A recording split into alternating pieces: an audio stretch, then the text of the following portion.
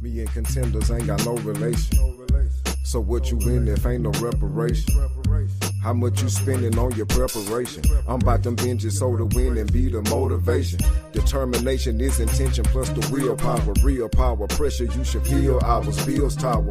Over us, I overcome, I'm overcomes. I need direct transactions, don't wanna wait till you load the funds.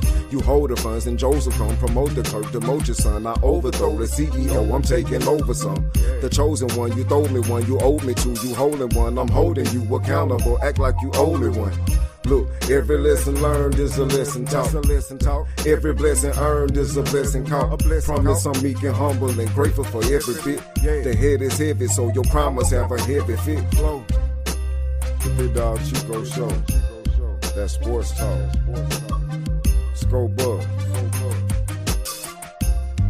Joe Flo. Go Buffs.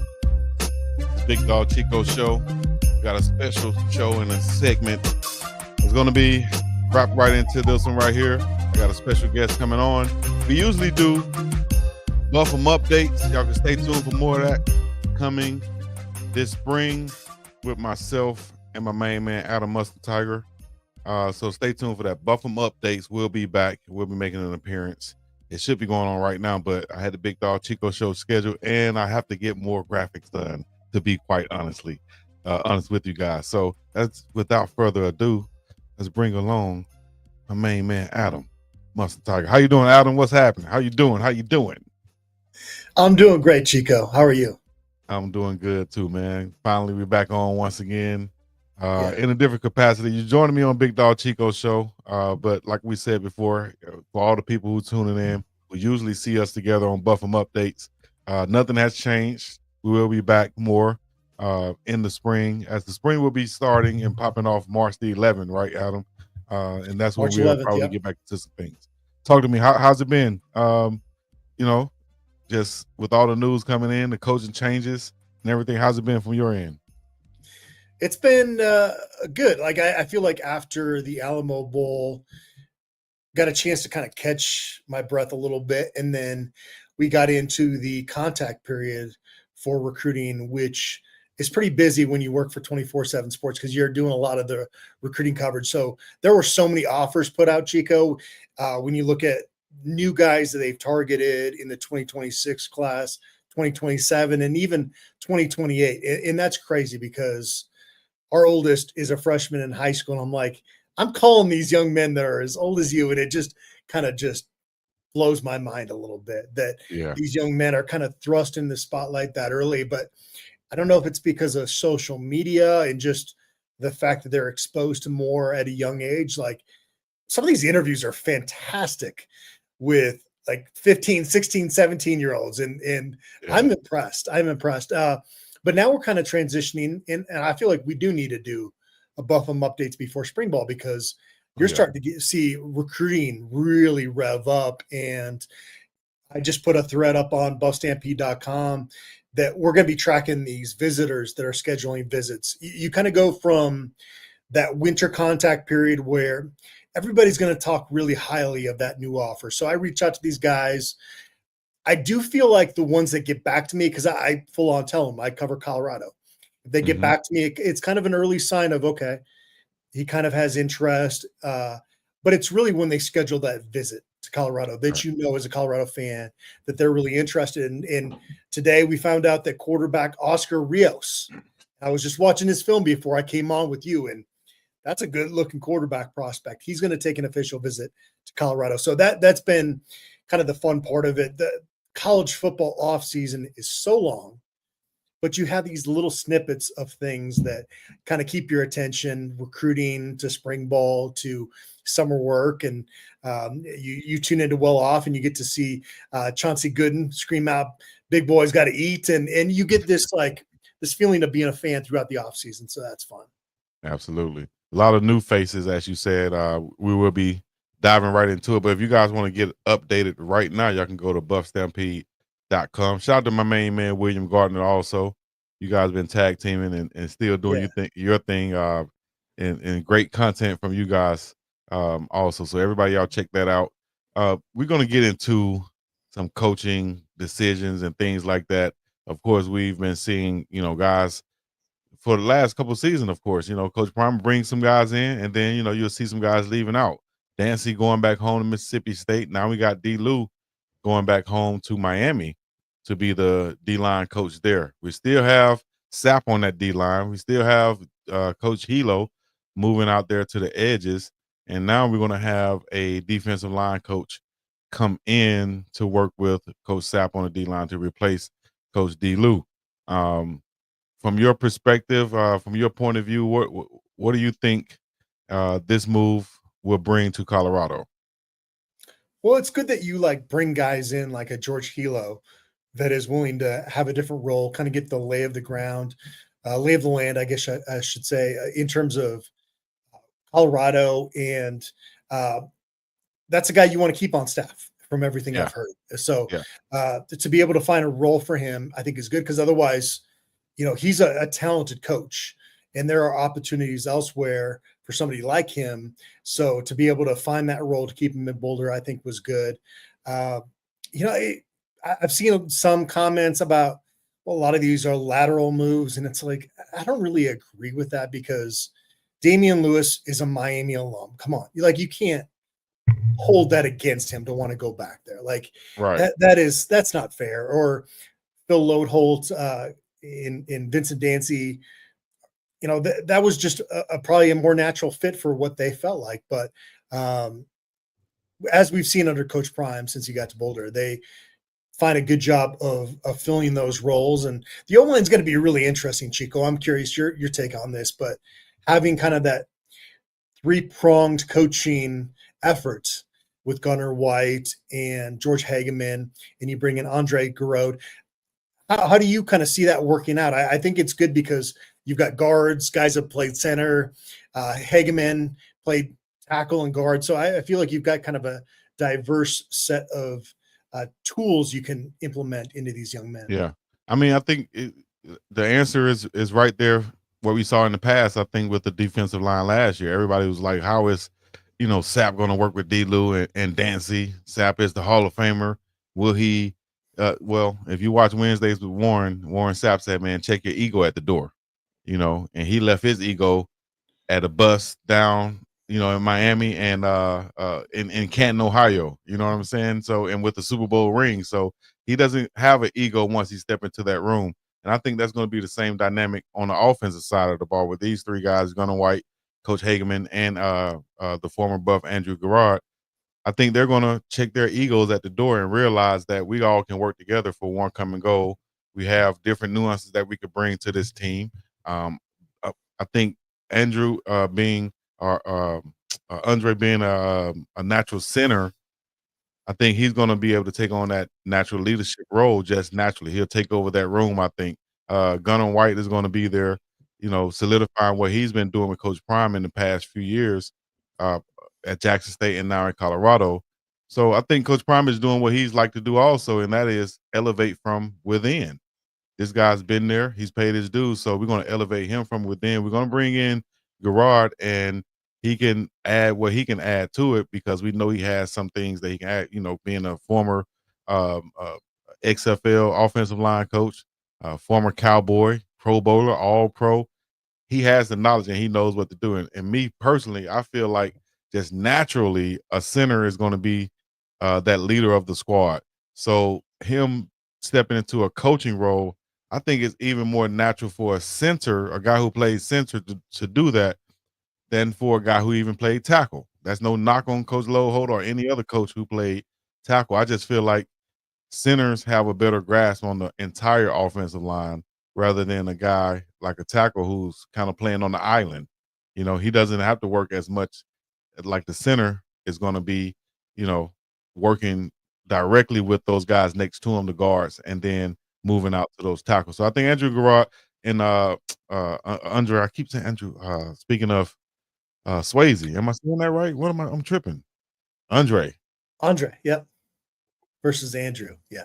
I'm looking at that, but Andre, one of my favorite players back in the day. I used to play with him on Madden when I hated Romo though, but Dre was a baller, man. I think he's going to check his ego at the door, and working with Big George Hageman and Gunnar White. I think they're going to be a great team in that offensive line room, and the recruiting is going to be a help also because of the connections that Dre has with the Colorado whole Buff Nation and that area, and wherever he can step into a room to a high school and demand that respect from those young offensive linemen. So I think it's going to be great, man. I think Coach Prime made a great move. It's definitely not a lateral move. It's an elevated move. That's what I think. It's all about chemistry with those guys, right? If you have the right chemistry, then you don't have too many cooks in the kitchen, and you've got a great situation there. Andre he was a dog back in Colorado. Unfortunately, I didn't get a chance to cover him in person. In fact, a colleague, not on your platform, but somebody said that if he was pre-Adam Munster Tiger covering the Colorado Buffaloes, he must be a dinosaur, and that kind of offended me. No, he was. I've talked to so many people that I trust that covered him when he played at Colorado, and there is just eyes light up when they talk about him. He is somebody down in the trenches that was kind of that quintessential humility, but he's going to just put you into the ground every time. So I'm really anxious to get a chance to talk to him for the first time. Absolutely. Got a lot of recruits coming in, different players, replacement guys from Bentley and NHG Nikai Hill Green at the linebacker spot. We have French from UTSA. You got Reginald Hughes from Jacksonville State. You got the young guy, Montravius, coming in, or Montrez coming in from Walker. How do you see that linebacker room shaping out this year with Coach Hart and so on the defensive side of the football and the linebackers? Oh, that's going to be one of the more open-ended competitions, I think, going into the spring ball. But, French and Hughes stand out. I'm anxious to see what Jeremiah Brown does. It's been kind of an interesting 6, 7, 8 months for him, going from being a real big-time special teams contributor, playing a little bit, and then deciding that he was going to redshirt, and then hitting the portal, and then coming back and seeing him this summer. And obviously for a linebacker, he's got great speed.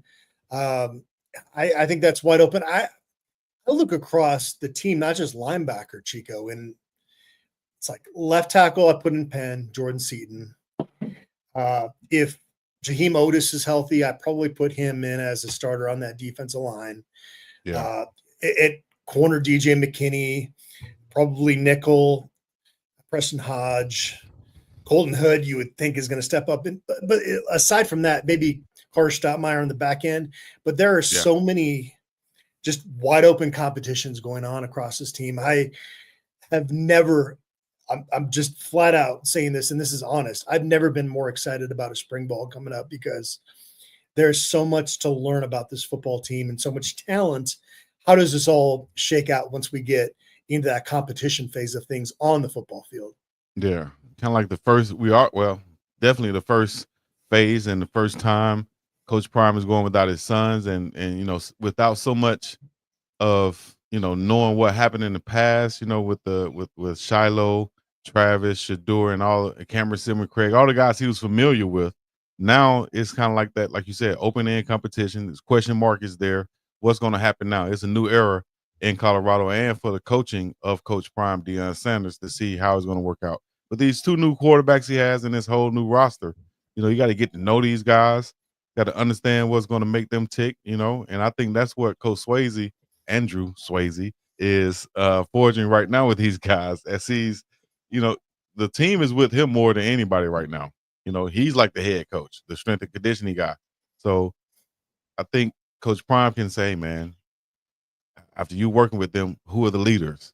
What makes this guy tick? He could talk to his strength and conditioning coach and learn about these guys before he even, get around them, because once his time come, they're going to be with Coach Prime and the coaching staff then once spring kicks off.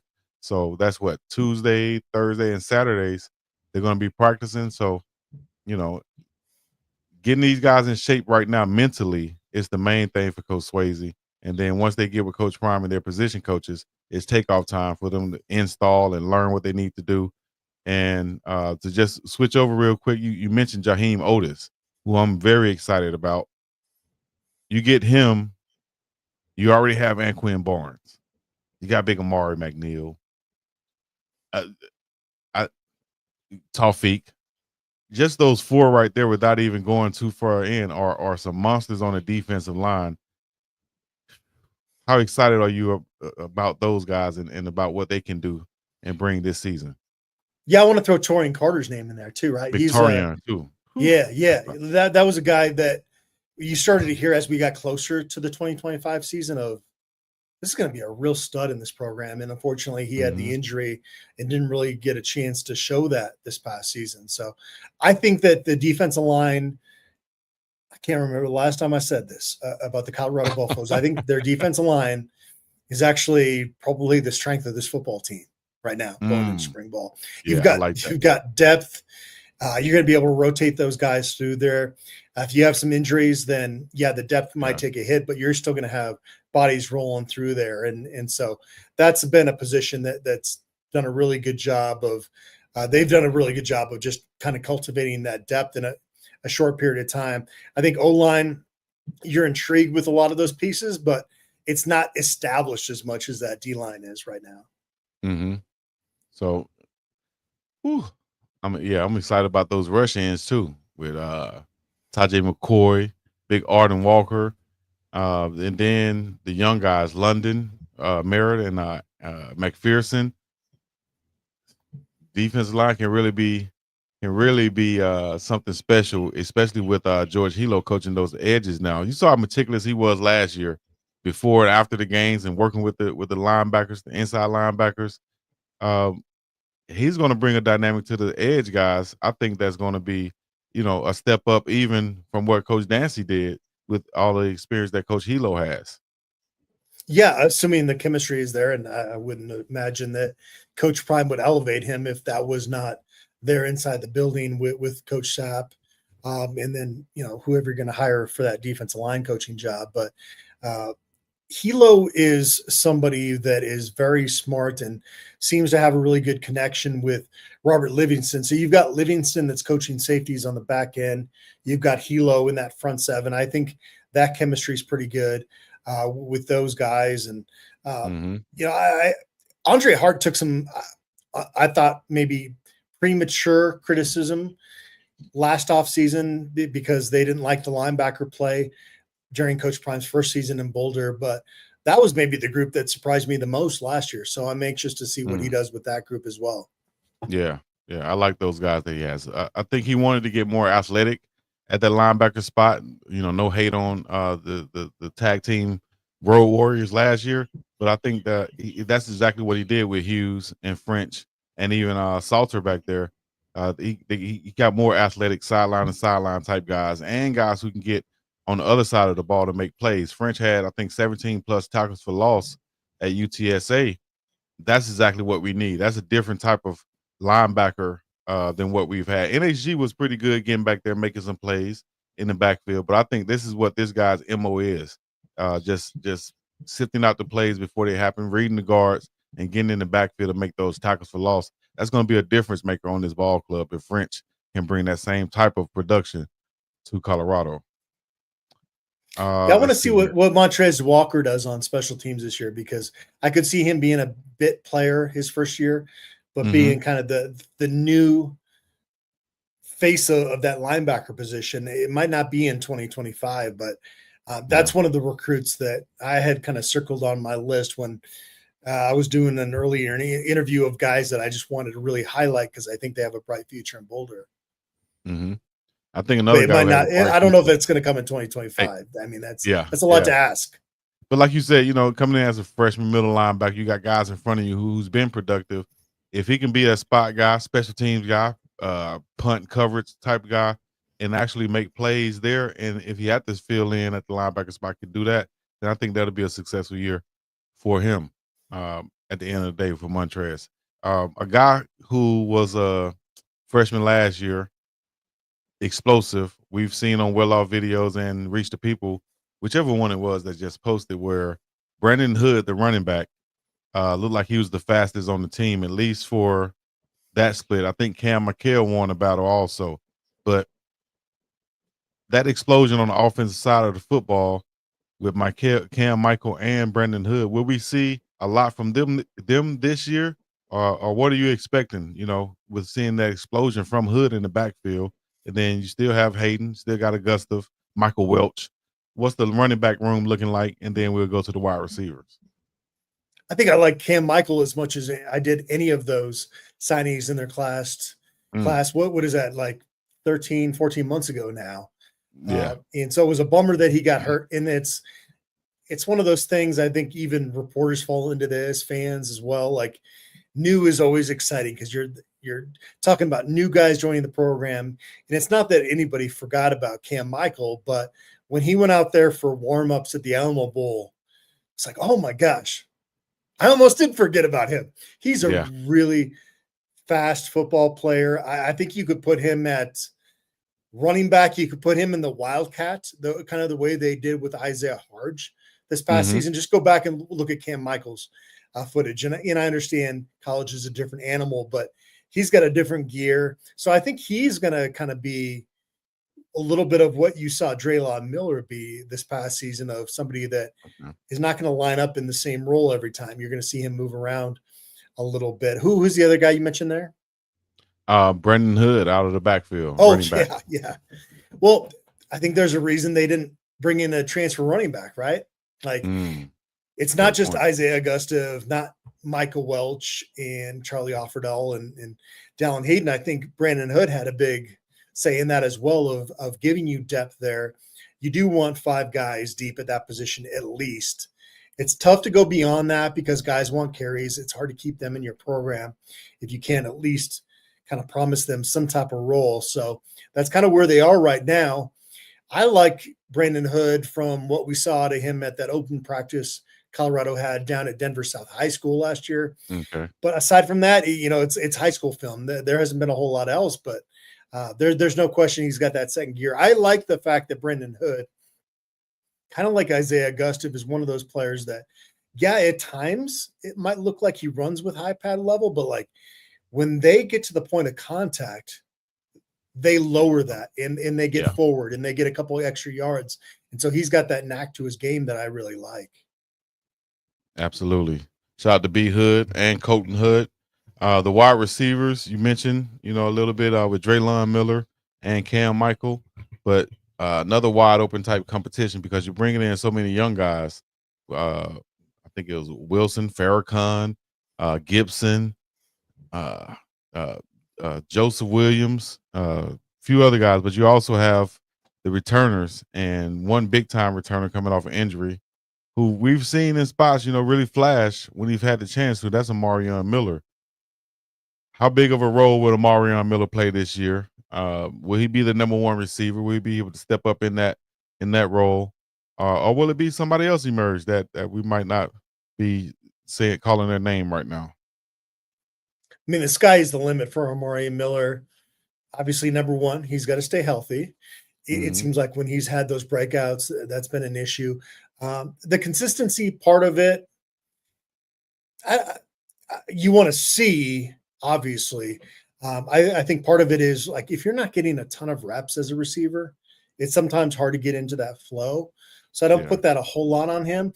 Like when he played in that second half of the USC game, he was out there most of the time, right? And that's when he started to kind of get in that groove. And I'm not saying you can expect 196 receiving yards out of him in a half on a regular basis, but he's one of those tough ball catchers that does some things on the practice fields that amaze you. I will throw Terrell Timmons Jr. in there as well. It does seem Timmons. Like it means so much to him. There's just such a leadership component to him that is important. And there were times this past year I felt like he was not in the groove. But again, it kind of goes back to, like, if you're not getting consistent reps, it's sometimes hard to, like, be at your best out there. But with Joseph Williams joining the mix, I might even be tempted to pencil him in as a starter based off what he did as a true freshman at where was he at? Tulsa. Tulsa, you've got enough pass catchers. It's such a different dynamic though than it was a year ago when you had Travis Hunter, Jimmy Horn, and you knew you're bringing in LeJohntay Wester, and you just had this established group. Oh, Will Shepherd, of course. Mm-hmm. There was this experienced, established hierarchy.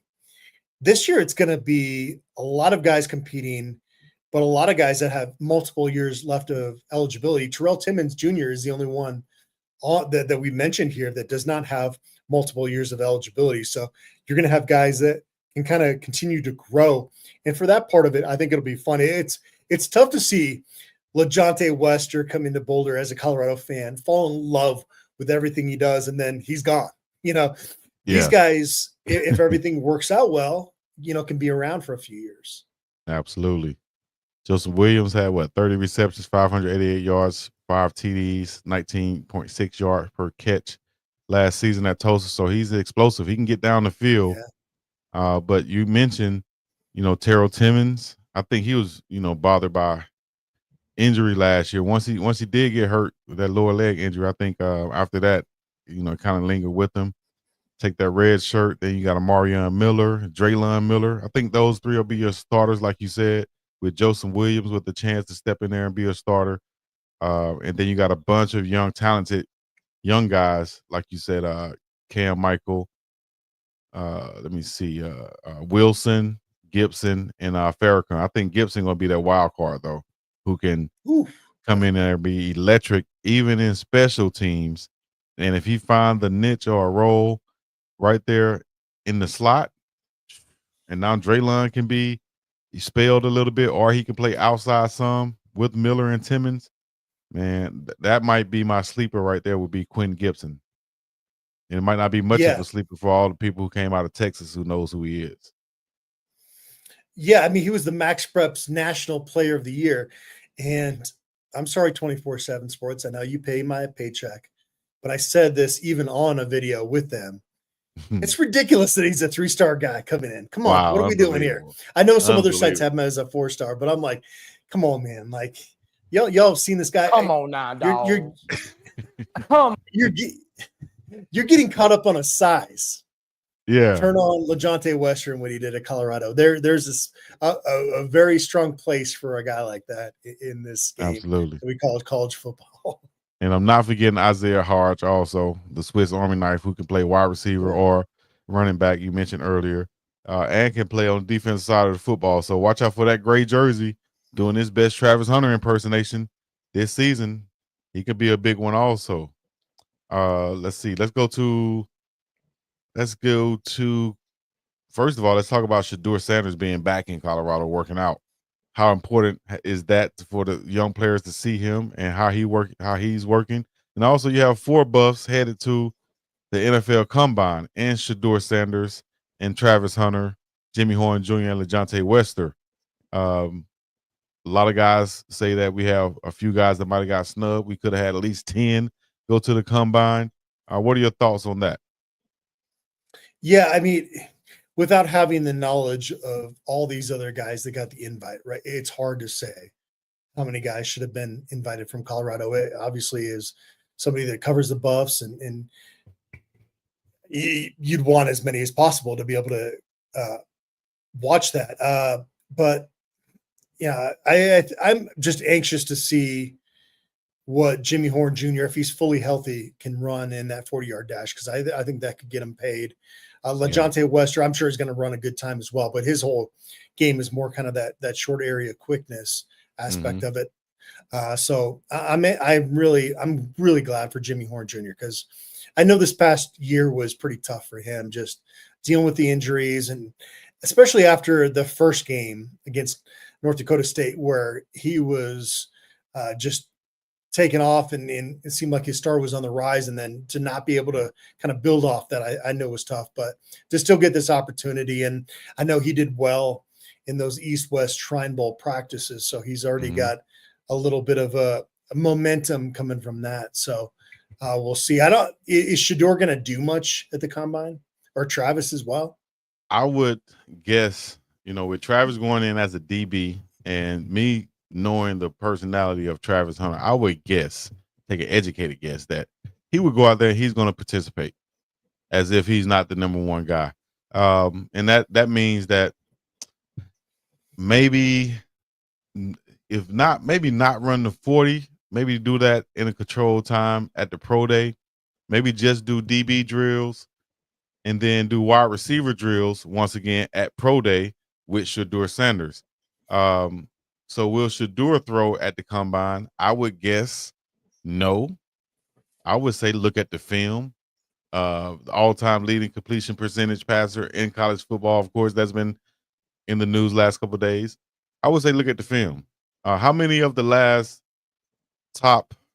projected top quarterbacks have participated in the draft in the last few years? I would say it's not been many, right? Yeah. So I wouldn't expect Shador to do anything too much at the. I think it would look like what he did at the bowl game, at the Senior Bowl, right?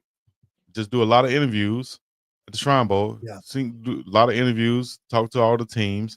Every team that you didn't get a chance to talk to at the Shrine Bowl, you talk to now at the Combine in Indianapolis. And then for your wide receivers like Jimmy Horn Jr., LaJohntay West, Travis Hunter, everybody else who want to Will Shepherd, who want to showcase back home at the pro day, whether it's the school's pro day or the conference pro day, now you get to throw with your quarterback who you're familiar with, and you can show off your skills there. And I think Shador would just be doing that to help out his teammates.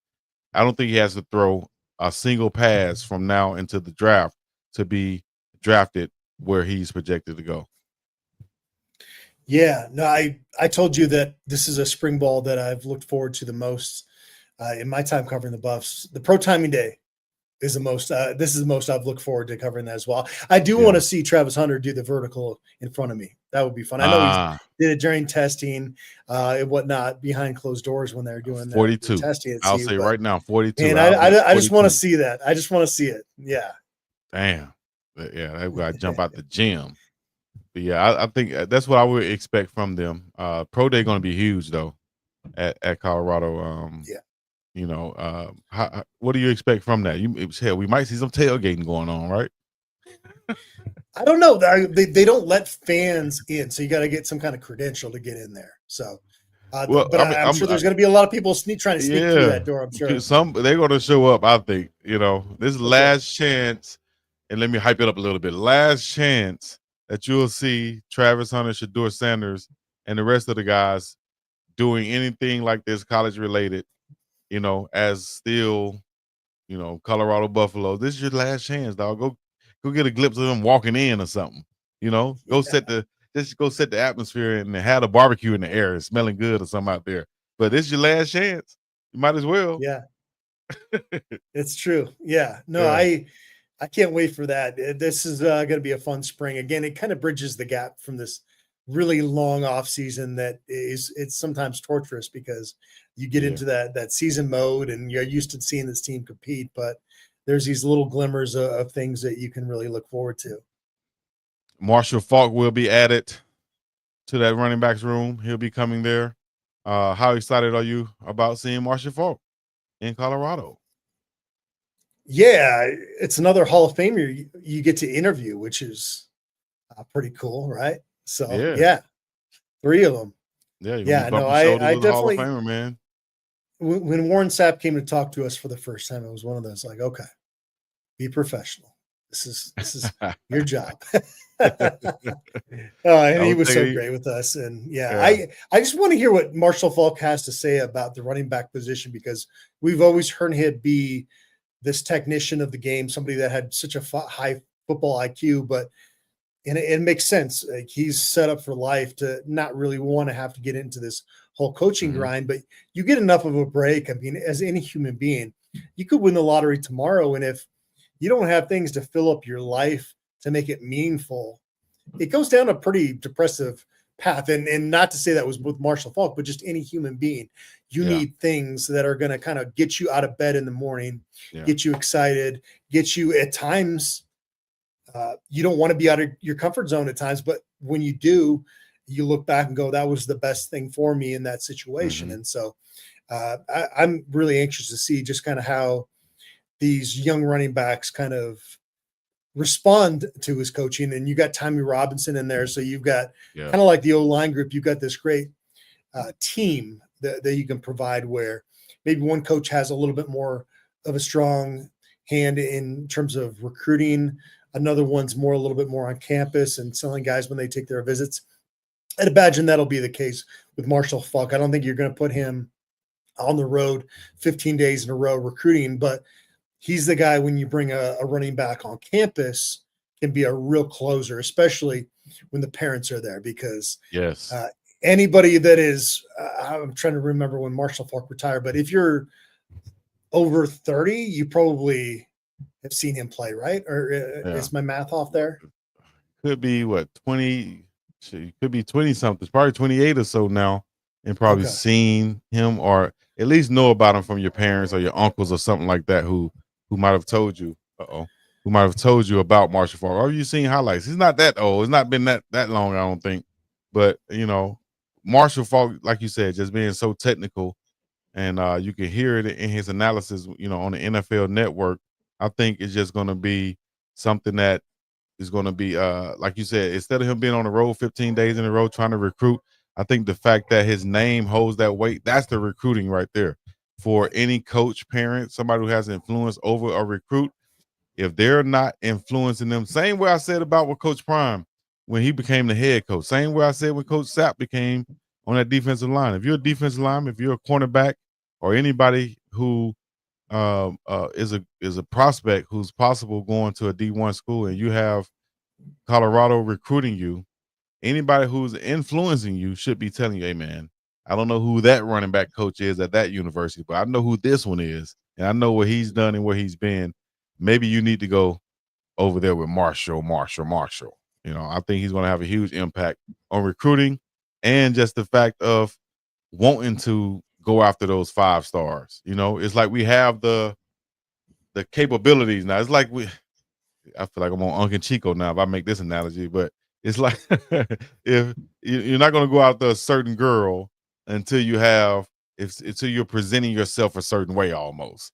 You're going to stay in your league until you get that certain car or get that certain income, get that certain look, get in shape, and that's what I feel like Colorado has done. They continue to elevate and bring in coaches that can continue to go after higher caliber prospects. And I think Marshall Faulk will undoubtedly be able to go after a 5-star guy coming here probably immediately to recruit for Colorado. So I'm excited about Marshall Faulk. Yeah, credit to Coach Prime for building an infrastructure within this program where a Hall of Famer can have a really huge impact, but not get burned out. Like, you can't bring in a Hall of Famer and ask him to work 90 hours a week. That just does not really generally work out too well. So I think he's building kind of this environment where those guys are going to have such a huge role, but they're not necessarily just going to be burnt out after 1 year. You see Warren Sapp, and it seems like he's more excited now than he's ever been. And this is after a year coaching Colorado. He's loving it. And as he said, he didn't understand until he got into it. And he's like, oh man, I'm loving it. And I'm looking forward to it each and every day. And I didn't know it until I got into it. I always said myself personally as a player, now I took it on the turn, but I always said, man, I'm never going to get in coaches. The coaches got to be here all the time, this early, before we get here, late after we leave. When do they have a family? Well, Coach Prime has taken that into, major consideration. He's saying, like, as you said, no need to have these guys here for 90 hours. We got other guys who can come in here and do that, who want to come in here and do that, who has time to come in here and do that, who doesn't have Hall of Fame on their resume, who might not even have a certain, like a family back home that they have to get to. So you have a guy who could pay their dues, like a Gunnar White, who can come there and volunteer and then be a coach's assistant, grad assistant, and can work his way up and build that rapport with Coach Prime. And I think, now Coach Prime understands that I can bring in these guys with these big names, but who can really make an impact, but I don't need to burn them out. I have coaches there, especially with the rule change, with all the coaches they can have now. I have guys who can do that, who can do the dirty work. We want you to come in and be you, like Sapp said, I'm going to be the icing on that cake when the D-line coach comes in. Great. We love that. Put your Sapp-isms on there and let's be great.